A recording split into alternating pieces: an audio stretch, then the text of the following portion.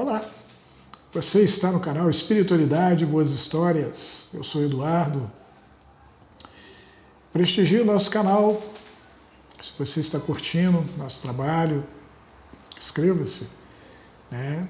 Dê o sininho, né? O ok, o like, que isso ajuda o nosso canal a progredir.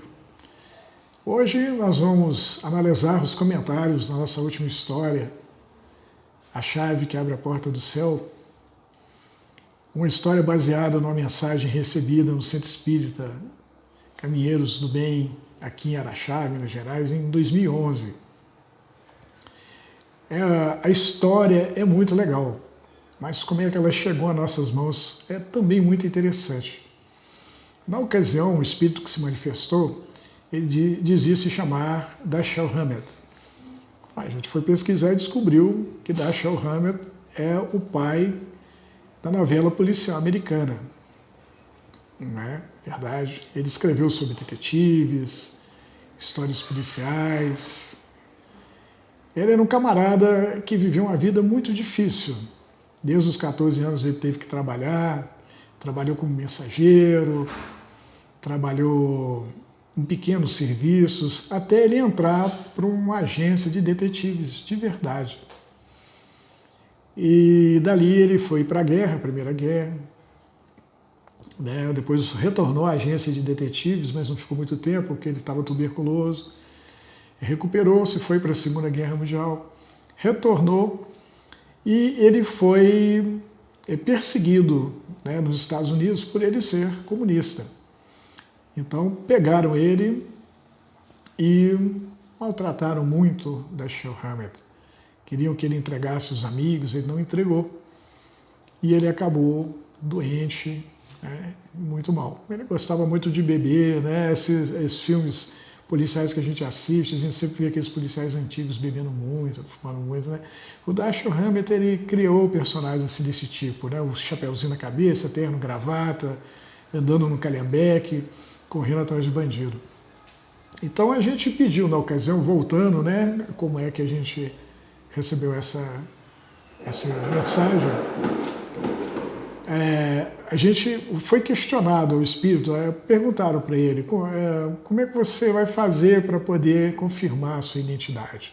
Nós gostaríamos realmente de acreditar que você é o espírito de Dashiell Hammett. E aí o que ele fez? Né? Ele escreveu uma história, escreveu um conto. É esse conto que a gente colocou no vídeo, né? A Chave que Abre a Porta do Céu.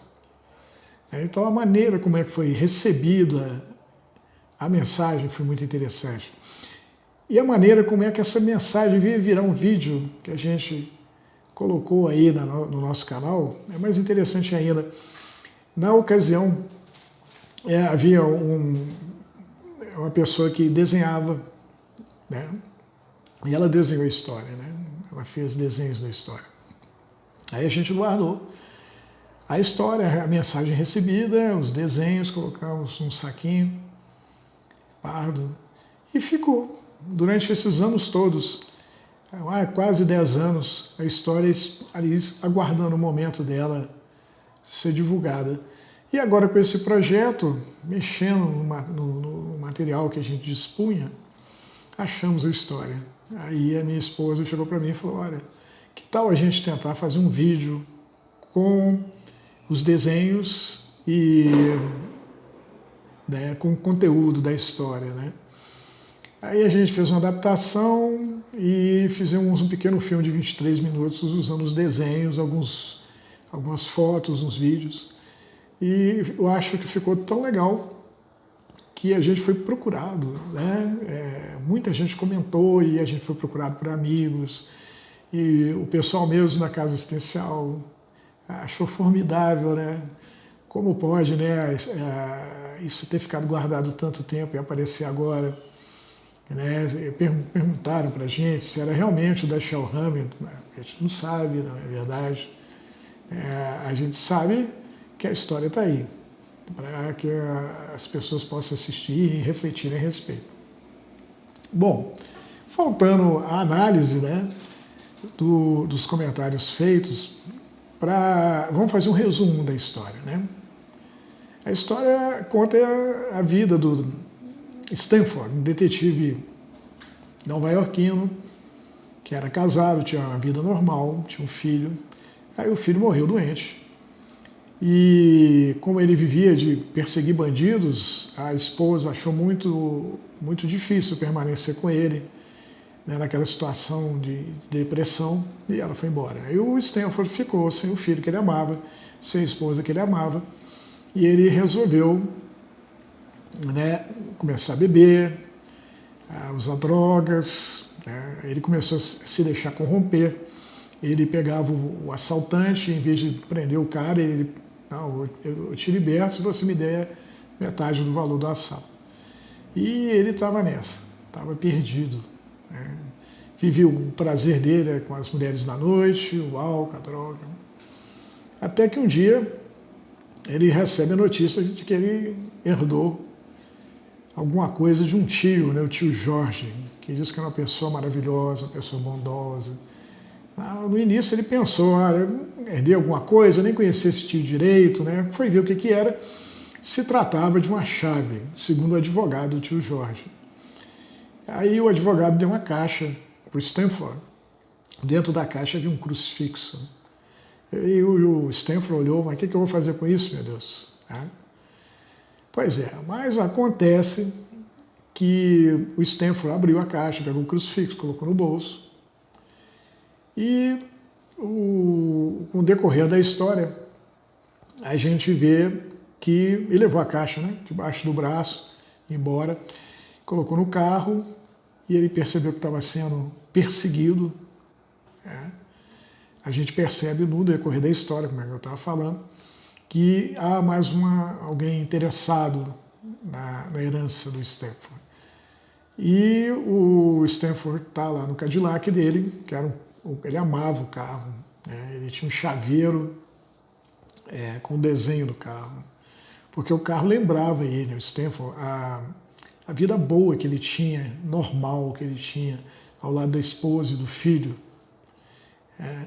Curioso é a gente pensar que a vida normal ela é maravilhosa e que a gente só percebe isso depois que a gente passa por momentos que não são normais na nossa vida, momentos de crise.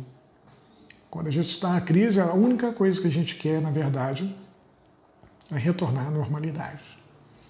É que a gente quer voltar a ter os mesmos problemas de sempre.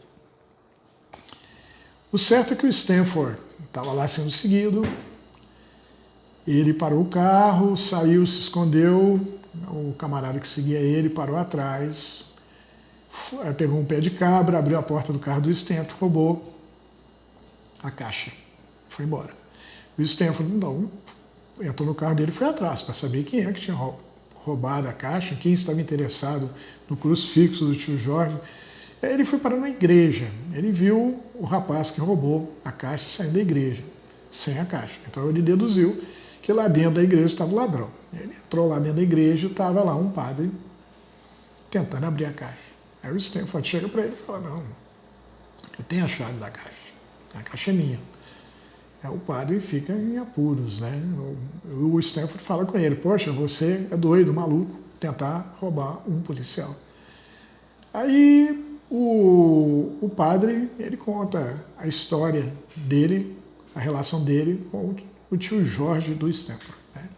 Ele fala que o tio Jorge tinha uma alma maravilhosa e que a energia boa do tio Jorge tinha passado para o crucifixo. E quem pegasse o crucifixo, né, do tio Jorge, poderia aquela energia boa passar para a pessoa que pegou. Aí o Stanford olhou aquilo, achou meio absurdo, mas o padre falou, eu te dou R$1.000, né, se você me der o crucifixo. Aí o Stanford na hora pensou, pô, tá um negócio fechado, eu não acredito nesses negócios de energias, nem nada disso. Porém, na hora que o crucifixo, na hora que o Stanford foi tirar o crucifixo para trocar pelos $1.000 com o padre, a energia do crucifixo, a energia do tio Jorge, do falecido tio Jorge, né, ela passou do crucifixo para o Stanford. E por um minuto o Stanford viveu o céu do tio Jorge. Ele viveu um momento de alegria, o momento em que não havia culpa, arrependimento, remorso, havia só satisfação por estar vivo, havia só alegria e plenitude, coisas que o tio Jorge havia conquistado sendo uma pessoa boa, devotada ao bem, vivido bem. E o Stanford ficou tão alucinado que ele foi no padre, abraçou o padre, beijou o padre. E o padre, indignado, falou: poxa, você pegou a energia, essa energia que eu queria para mim. E aí, durante algum tempo, o Stanford vive o céu do tio Jorge. Ele vive impregnado com a energia do tio Jorge, ele vive o céu, vive uma sensação maravilhosa. E aí, ele, quando a energia se esgota, o Stanford, ele não, quero mais. Eu quero mais essa energia boa. Eu não quero mais viver daquele jeito que eu estava. E aí ele decide dar meia volta. Fazer que nem Paulo de Tarso, né? Que estava lá perseguindo os cristãos quando ele teve um encontro com Jesus e Jesus chegou para ele e falou: poxa, você está errado, você está indo no caminho errado. Dá meia volta. Então o Stanford, ele não, eu quero sentir essa maravilha. Eu quero dar meia volta no caminho. Eu quero me recuperar, eu quero sentir a normalidade de novo. Eu quero me sentir feliz.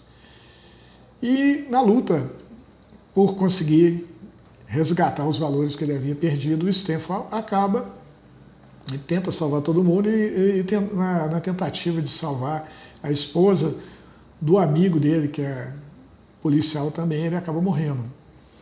E quando ele abre os olhos do outro lado da vida, quem está lá? Né? Está o filho dele, que havia morrido lá no início da história. E quando o Stanford abraça o filho, aí ele vê que ele está no paraíso. Porque não tem nada mais maravilhoso nesse mundo do que a gente abraçar um filho, né? Ainda mais um filho que a gente tinha como perdido. Né? Mas no caso, quem estava perdido lá não era o filho, né? Era o Stanford, era o pai, né?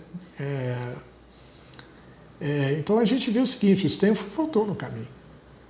Então, e para fechar a história é tão maravilhosa, os escritos do Dashiell Hammett foi tão maravilhosa, que a história termina com o advogado do tio Jorge, aquele mesmo que entregou a caixa contendo o crucifixo dentro para o Stanford.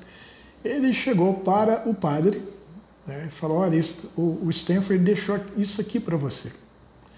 E na hora que o padre abre, está lá a chave do Cadillac do Stanford, revestida da energia do Stanford, da energia do bem, de todo o bem que ele fez. Quer dizer, o Stanford, ele devolveu ao padre, né, aquilo que tinha tomado dele. Ele pegou a energia do tio Jorge, né, o Stanford pegou a energia do tio Jorge para ele, uma energia que o padre desejava. E o Stanford devolve para o padre uma energia boa também. Mas não apenas ele quis devolver, ele quis retribuir o padre, devolver ao padre uma coisa que tinha tomado do padre. Não, ele queria que o padre sentisse aquele estado também, para que o padre se animasse a dar a meia volta, que o padre também ele tinha lá seus problemas. Né? Ele roubou a caixa do Stanford, né? E fez outras coisas não muito legais na história. Né? Ele não era uma pessoa boa, mas o Stanford queria que ele fosse. Então eu pessoalmente adoro essa história. Né? É uma história de redenção, é uma história que fala de um policial perdido, não porque queria estar perdido, mas porque as circunstâncias o envolveram e ele acabou se perdendo. Mas Deus não deixa ninguém na mão. Então ele aproveitou aquela chance que apareceu na vida dele e se redimiu e reencontrou a felicidade. Comentaram comigo, um amigo chegou e falou: Eduardo, me diga uma coisa, como pode a energia da gente passa para as coisas? Eu falo: como não? Eu li um artigo sobre o Chico Xavier, em que o pessoal da NASA veio aqui no Brasil e mediu a áurea dele. A aura, né, para quem não sabe, é o nosso campo energético, né? A áurea do Chico chegava a 10 metros. Quer dizer, o Chico podia sentir o que estava acontecendo a 10 metros de distância dele. Né? Enquanto que a nossa aura, das pessoas normais, são alguns centímetros. Né? A percepção do Chico era notável. Né? Ele tinha superpoderes. Né? porque ele está investido dos poderes do bem, ele era o enviado do bem. Então, o Chico, ele olhava para você, ele sabia da sua vida, né? Ele sabia dos seus problemas, ele sentiu o que você estava sentindo, via pelos seus olhos, né? E, com certeza, muitas pessoas que apertaram a mão do Chico, o Chico liberou a energia, aquela potência que ele tinha, ele é uma usina de energia do bem, liberou um bocado daquela energia para aquela pessoa que estava ali, mais ou menos, carregando ela de energia, né? Fazendo com que a pessoa entrasse uma onda diferente, sintonizasse no canal do bem também. Só de presenciar o Chico, o trabalho dele, como é que a gente não ia se sentir tocado, se sentir convidado a mudar a vida, deixar um bocado de egoísmo de lado e abraçar a causa da caridade, não é verdade? Pois é, né? Eu fico pensando no espírito do Dashiell Hammett, que, brilhante escritor, passou uma vida muito difícil, morreu de uma forma miserável, tinha muitos vícios, mas não perdeu a oportunidade de transmitir essa mensagem para a gente poder refletir sobre o poder do bem. Eu espero que vocês tenham gostado da análise dos comentários. Comentem mais, perguntem, né? Que a gente vai atrás das respostas, a gente procura aí na literatura que a gente tem, nas pessoas que a gente conhece, que sabem mais que a gente, perguntamos na rede, né? Vamos discutir, vamos conversar sobre espiritualidade, sobre o amor, a caridade, a luz, né? Vamos iluminar a nossa volta, vamos ler boas histórias, escrever boas histórias, testemunhar, ser protagonista de boas histórias. Fique com Deus, um abraço. Até a próxima boa história.